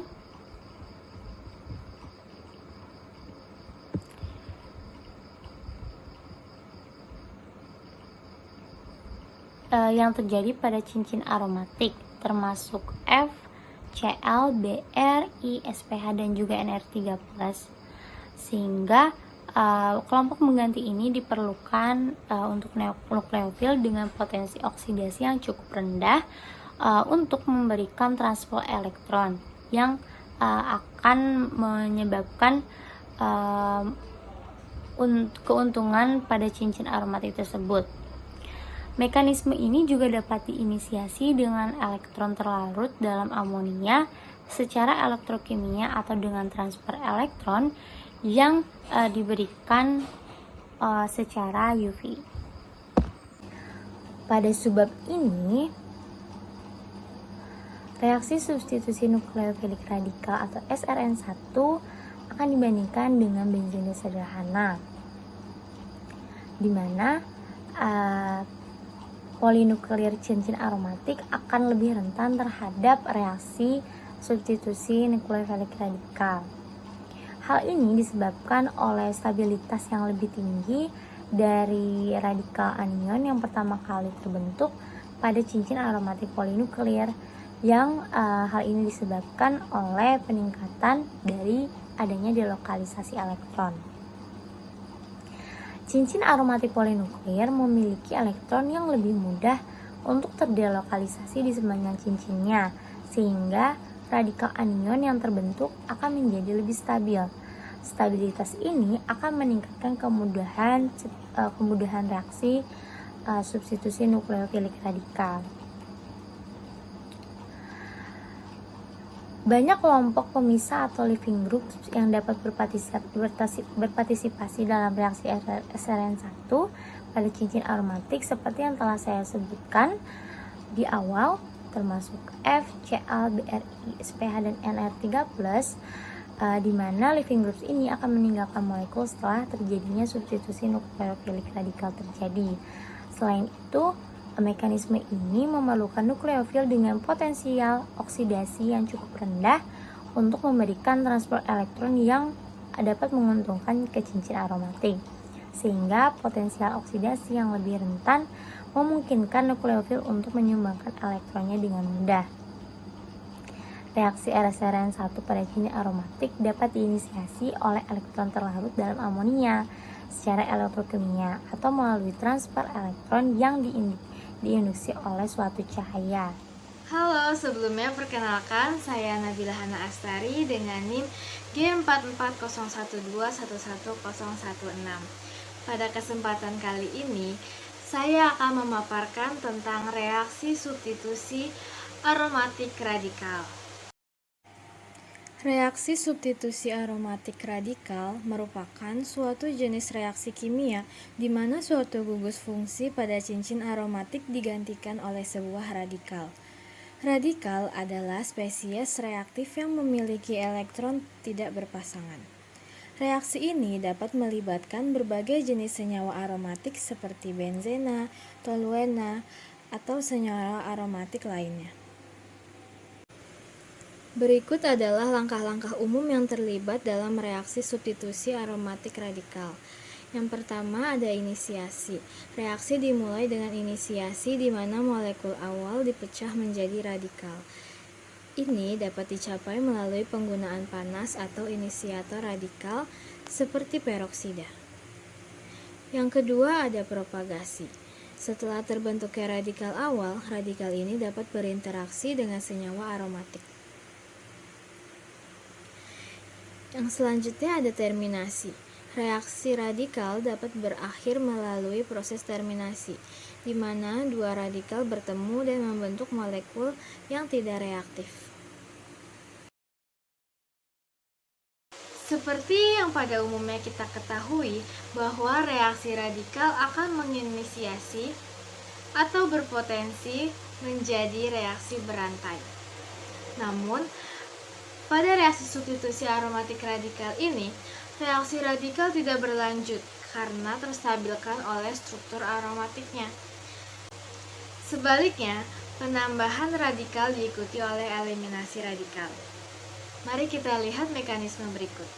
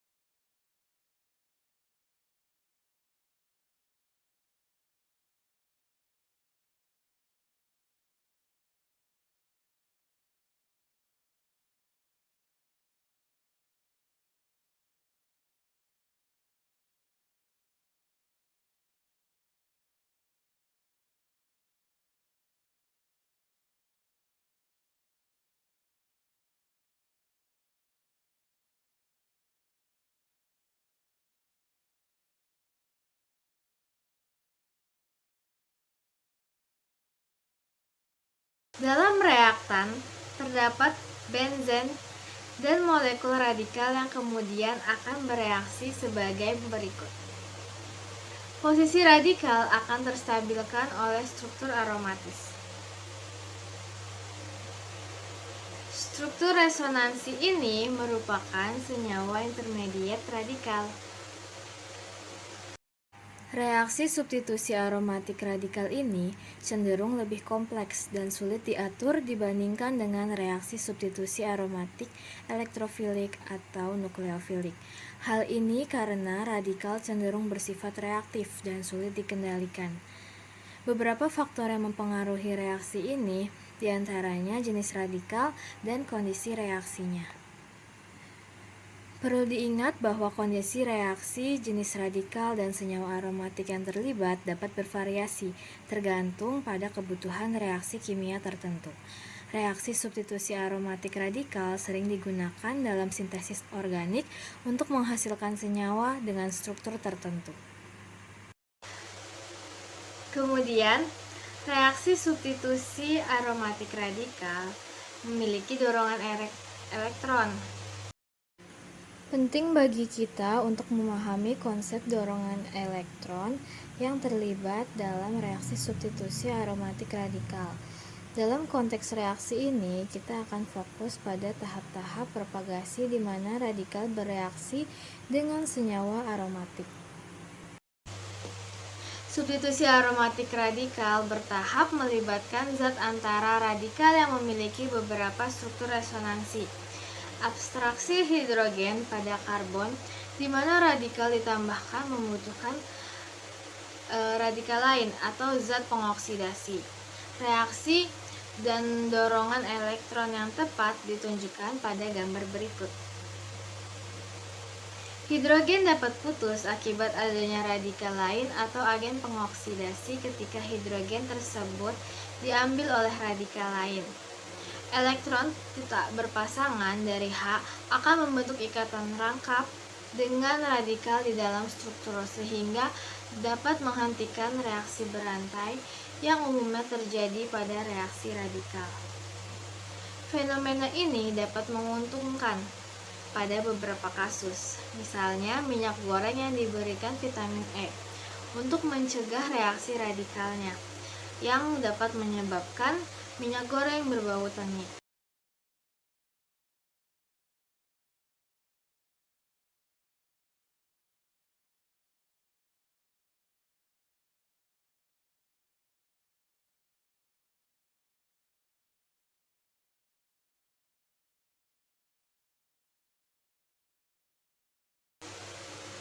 Selanjutnya, pada reaksi substitusi aromatik radikal ini, ada yang namanya efek isotop. Efek isotop pada reaksi substitusi aromatik radikal dapat mempengaruhi kecepatan dan produk reaksi. Salah satu contoh yang paling sering dibahas adalah penggantian hidrogen pada senyawa aromatik dengan isotop deuterium. Isotop deuterium adalah isotop hidrogen yang memiliki satu neutron tambahan dalam intinya. Efek isotop pada reaksi substitusi aromatik radikal dapat bervariasi tergantung pada jenis radikal yang terlibat, jenis senyawa aromatik, dan kondisi reaksinya. Salah satu dari dua langkah yang ditunjukkan pada gambar berikut dapat menentukan, tergantung pada sifat radikal adisi dan substituen pada cincin benzena.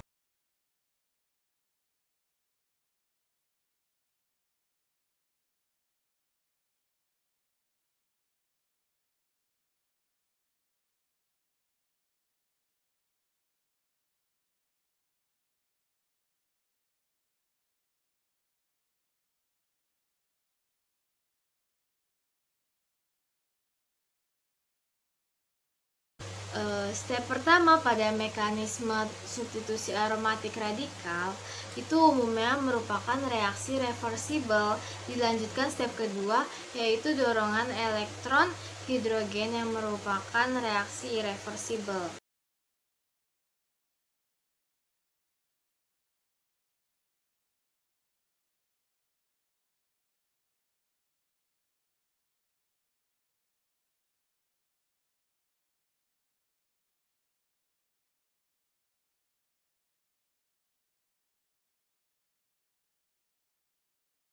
Perbedaan kedua reaksi tersebut yang menyebabkan terjadinya efek isotop. Tapi memungkinkan juga nih pada beberapa kasus step pertama dan kedua ini merupakan reaksi yang sama-sama irreversibel.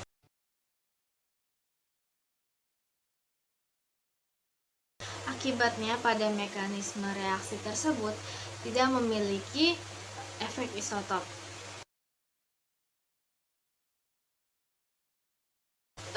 Selanjutnya lagi pada reaksi substitusi aromatik radikal ini itu tuh ada regiochemistry-nya. Regiochemistry ini merupakan istilah di mana perubahan terjadi dalam suatu reaksi. Jadi itu pada substitusi aromatik nukleofilik dan elektrofilik ini posisi regiochemistry-nya itu akan berperan penting pada laju reaksi substitusinya. Regiochemistry dalam konteks reaksi substitusi aromatik radikal merujuk pada pemilihan lokasi atau posisi spesifik pada cincin aromatik di mana substitusi radikal terjadi. Berbeda dengan reaksi substitusi aromatik elektrofilik yang seringkali memiliki regioselektivitas yang tinggi. Reaksi substitusi aromatik radikal ini cenderung lebih bebas dan dapat terjadi di berbagai posisi pada cincin aromatik. Beberapa faktor yang mempengaruhi regiochemistry dalam reaksi substitusi aromatik radikal melibatkan distribusi kestabilan radikal antara posisi-posisi yang mungkin. Dalam kasus substitusi aromatik radikal, radikal dapat menyerang cincin aromatik pada berbagai posisi, menggantikan hidrogen pada atom karbon tertentu. Beberapa faktor yang mempengaruhi regioselektivitas melibatkan stabilitas radikal, efek induktif dan resonansi, efek sterik, dan efek ortogonal. Regioselektivitas dalam reaksi substitusi aromatik radikal seringkali merupakan hasil dari keseimbangan kompleks antara faktor-faktor ini. Contohnya radikal fenil dan toluena, lajunya itu masing-masing kalau ortonya itu lajunya 3,3, lalu metanya itu 1,1 dan paranya 1,3.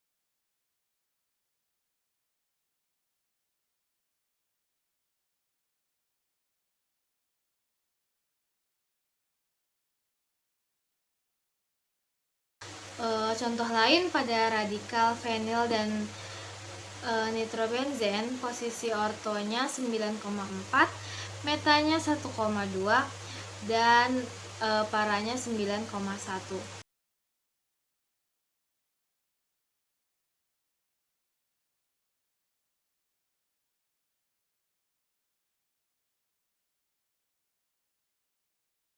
Ada contoh satu lagi, radikal benzoil ke metoksibenzena, posisi ortonya itu 20,7, lalu metanya 0,3, dan paranya itu 20,4.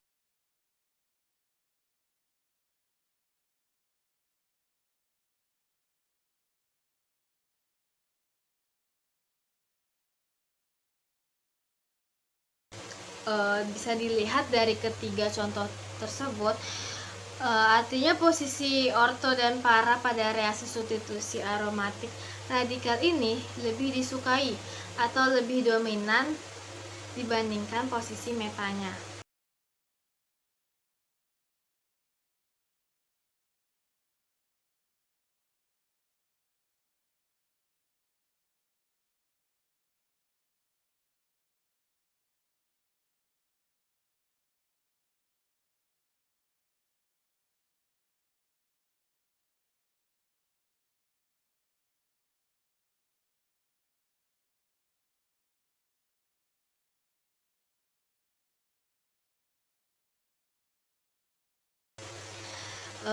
Kita dapat melihat bahwa efek polar yang ditemukan pada penambahan aromatik elektrofilik jauh lebih kecil dibandingkan dengan penambahan radikal. Hal ini sebagian disebabkan oleh fakta bahwa pengaruh terhadap stabilitas radikal kelompok penarik elektron lebih rendah dibandingkan pengaruhnya terhadap ion karbenium. Namun, sensitivitas yang lebih rendah juga disebabkan oleh keadaan transisi awal untuk adisi radikal karena adisinya ini bersifat eksotermik, dan keadaan transisi akhir untuk adisi elektrofilik karena adisi ini bersifat endotermik. Berdasarkan dalil Hammond, keadaan transisi awal untuk adisi radikal akan memiliki sedikit karakter radikal pada cincin aromatik, dan oleh karena itu substituen pada cincin memiliki efek yang kecil. Sebaliknya, adisi elektrofilik mempunyai keadaan transisi akhir dan karakter ion karbenium telah berkembang secara luas dalam keadaan transisi sehingga substituen mempunyai efek yang lebih besar. Yang terakhir, dapat disimpulkan bahwa proses reaksi substitusi aromatik radikal melibatkan pergantian gugus fungsi pada cincin aromatik dengan radikal yang merupakan spesies reaktif dengan elektron tidak berpasangan. Mekanisme reaksi ini melibatkan tahapan inisiasi, propagasi, dan terminasi. Konsep dorongan elektron diterapkan untuk menjelaskan aliran elektron selama reaksi, terutama dalam tahap propagasi, di mana radikal bertindak sebagai agen substitusi pada cincin aromatik. Selain itu, efek isotop pada regiochemistry turut memainkan peran penting. Efek isotop dapat mempengaruhi kecepatan distribusi isotopik dan selektivitas produk reaksi. Sementara itu, regioselektivitas dalam substitusi aromatik radikal dipengaruhi oleh faktor-faktor seperti stabilitas radikal, efek induktif dan resonansi, efek sterik, dan efek ortogonal.